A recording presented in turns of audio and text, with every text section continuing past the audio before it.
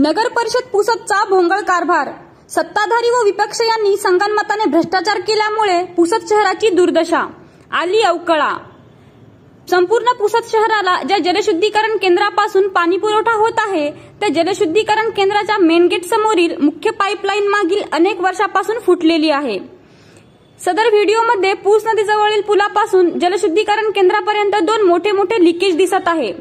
पाण्याचा पाट वाहत आहे व एका विहिरीसारख्या नाल्यातील गड्ड्यात सर्व पाणी जमा होऊन नाल्यातून वाहत आहे। मागील अनेक वर्षापासून सदर पाईपलाईन फुटलेली असताना याची दुरुस्ती अद्यापपर्यंत का करण्यात आली नाही हे मात्र गूढच आहे। सर्वाधिक उत्पन्न व खर्च याच विभागाचे असल्यामुळे यावर दुर्लक्ष का करण्यात येत आहे। संपूर्ण शहरात अनेक ठिकाणी पाईपलाईन लिकेज आहेत। संपूर्ण शहरवासियांना अशुद्ध पाणी पुरवठा होत आहे। जनतेच्या आरोग्याची नगर परिषद पुसदला काळजी आहे का? या नगर परिषदेत सत्ताधारी व विपक्ष दोन्ही एकत्र मिळून फक्त वाटून खाण्यात मग्न आहेत।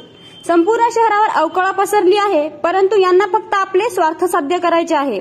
मागील 5 वर्षाचे संपूर्ण हिशोब हिंद न्यूज जनतेसमोर मांडणार आहे। शेवटी निर्णय जनतेलाच घ्यायचे आहे।